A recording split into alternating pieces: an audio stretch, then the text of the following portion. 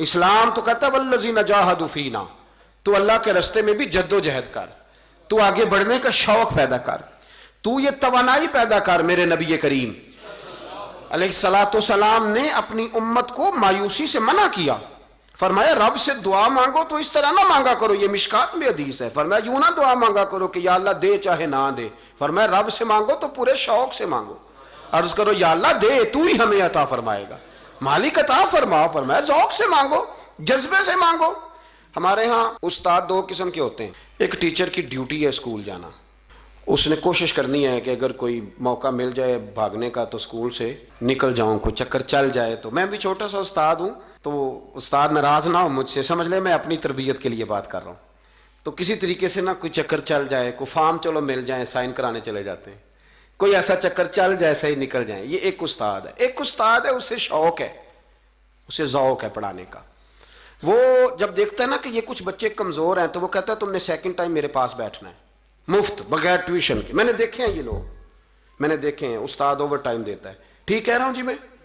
دیتے ہیں جناب، دیتے ہیں۔ کچھ بچوں کو استاد کہتے ہیں تو گھر آ جانا، یعنی ایک استاد ہوتا ہے، ایک پرجوش استاد ہوتا ہے، ان دو لوگوں میں فرق ہے۔ اقبال کہا کرتے تھے اگر کوئی شعیب آئے میسر تو شبانی سے کلیمی دو قدم، کہتے تھے دعا کرو کہ حضرت موسیٰ کلیم کو کوئی حضرت شعیب علیہ السلام جیسا مل جائے، کوئی مل جائے نا ایسا، تو وہ پھر تازگی پیدا کر دیتا ہے۔ تو کچھ پرجوش، امام مالک رحمۃ اللہ علیہ کے ایک شاگرد کہتے ہیں کہ میرے استاد جو تھے وہ بڑے پرجوش تھے، علم پڑھانے میں شوق ہوتا ہے پڑھانے کا۔ یہ کچھ لوگ جمعہ پڑھاتے ہیں تو کچھ کہتے ہیں کہ ان جمعہ آ گیا تو کی کرنا ہے، ہمارے شاگردوں میں بھی ایسی ہیں، رات کو پوچھتے ہیں۔ ایک سے میں نے آج سویرے پوچھا، میں نے کہا بیٹے آج تو جمعہ پڑھانا ہے کی تقریر کرنے کے اندر، استاد جی ڈیسائیڈ نہیں کیتا، تو میں کہ بھی تو وڈا مولوی تھا نہیں ڈیسائیڈ کیتا، میں تے 8 دن پہلے ہی ڈیسائیڈ کر لینا، کیونکہ مجھے تو تیاری کرنی پڑتی ہے، بڑا علم ہوتا ہے نا لوگوں کے پاس، تو ڈیسائیڈ نہیں کرنا، بیٹھیں گے تو فر بات جاری ہو جائے گی۔ کہنے لگا نہیں وہ میں نے کہا خدا کے بندے کہتے ہو لوگ آخر میں آتے ہیں، تم بتاؤ تم تو تیاری آخر میں شروع کرتے ہو، کچھ خدا کا خوف کریں بھائی۔ ایک استاد ہوتا ہے ایک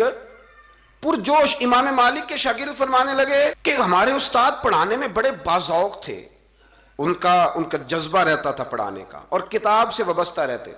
پڑھنا پڑھانا مسائل دریافت کرنا، یہ شعبہ ہے نا جی ہمارا۔ جس طرح آپ جس شعبے سے وابستہ ہیں تو اگر آپ اس کو چھوڑ دیں گے نا، فزکس کا استاد بھی کہتا ہے کہ اگر رات کو میں خود پڑھوں گا نہیں تو سویرے پڑھا نہیں سکوں گا۔ تو اگر آپ وابستہ نہیں نہ رہتے اپنے شعبے کے ساتھ، نئی نئی چیزیں پیدا ہوتی ہیں، جدت آتی ہے، تو آپ کو جوش ہی نہیں ہے اس شعبے کا، تو پھر بات کیسے آگے بڑھے گی؟ تو کہتے ہیں امام مالک بڑے جب بیمار ہو گئے شدید، تو شاگرد کہتے ہیں میں تیمارداری کرنے گیا، تو میں نے جب دیکھا تو مجھے چہرہ دیکھ کے سمجھ آئی کہ امام مالک کا اب آخری وقت ہے، بڑے کمزور ہو گئے، اور معدے میں اور پیٹ میں اتنی تکلیف تھی کہ انہیں دودھ پلایا جا رہا تھا چمچ کے ساتھ، پیالے کے ساتھ، صرف دودھ پی سکتے تھے، کمزور ہو گئے۔ فرماتے ہیں میں جا کے بیٹھا، زندگی میں کبھی ایسا نہیں ہوا تھا کہ میں جاؤں اور امام صاحب کسی دینی مسئلے پر مجھ پر گفتگو نہ کریں، لیکن آج میرے دل میں خیال تھا کہ اب تو اس وقت تو ہوش ہی نہیں رہتی کوئی آدمی، لیکن کہتے ہیں میں جا کے بیٹھا ہی تھا کہ امام صاحب نے آنکھیں کھولی، فرمایا ماشاءاللہ آپ آئے ہیں، چلو یار میں ابھی کوئی بندہ ہی تلاش کر رہا تھا، ایک مسئلے پہ بات کرنی تھی۔ کہتے ہیں لفظ نہیں پورے ادا ہوتے ان کے، جملے ٹوٹتے ہیں، بیچارے کمزور ہو گئے، بڑھاپا ہے، ایک مسئلے پر بات کرنی تھی۔ تو فرماتے ہیں کہ میرا دل نہ اتنا نرم ہوا کہ میرے آنسو بہہ گئے۔ میں نے کہا اس حال میں بھی استاد جی آپ کو دین کی فکر ہے؟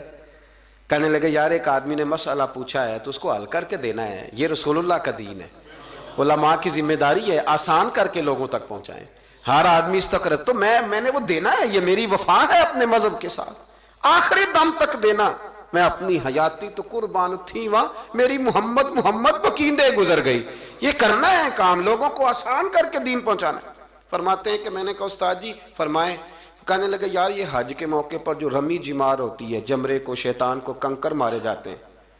پوچھنا یہ ہے کہ دونوں طرح سے سنت ہے، پیدل بھی مار سکتے ہیں سواری پہ بھی،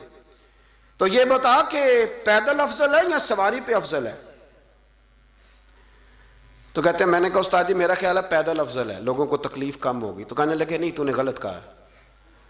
کھانا نہیں کھایا جا رہا، لیکن اب استاد ہیں تو جوش کتنا ہے، فرمانے لگے تو نے غلط کہا۔ کہتے ہیں میں نے کہا پھر استاد جی سواری پہ افضل ہے اگر پیدل افضل نہیں؟ کہنے لگے نہیں تو نے پھر بھی غلط ہی کہا ہے۔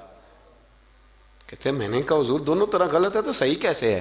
فرمانے لگے بیٹے اگر اس بڑھاپے میں بھی میں مسئلہ بتانے میں تیزی نہیں کرتا، تحقیق کرتا ہوں، تو نے جوانی میں تیزی کرنی شروع کر دی ہے، سوچے ہی نہیں بات کو، فٹافٹ بیان کر دی کہ اگر یہ نہیں تو یہ حکمت والا ہے، اس کو سمجھنا پڑتا ہے، حکمت کے ساتھ پھیلتا ہے۔ کہتے میں نے کہا استاد جی حکم کریں، پھر آپ بتائیں کیسے افضل ہے۔ فرمانے لگے مستحب ہے، اچھا عمل ہے کہ ایک شیطان کو کنکر مار کے تو دعا مانگی جائے، اور اتنی دیر مانگی جائے جتنی دیر میں انسان 20 آیات قرآن پاک کی پڑھ لیتا ہے، اور یہ مستحب عمل ہے، یعنی کرے تو ثواب ہے، نہ کرے تو گناہ نہیں۔ مستحب ہے کہ دوسرے کو کنکر مار کے پھر دعا مانگی جائے، تیسرے کو کنکر مار کے کھڑے نہیں ہونا، دعا مانگتے مانگتے چلے جائیں۔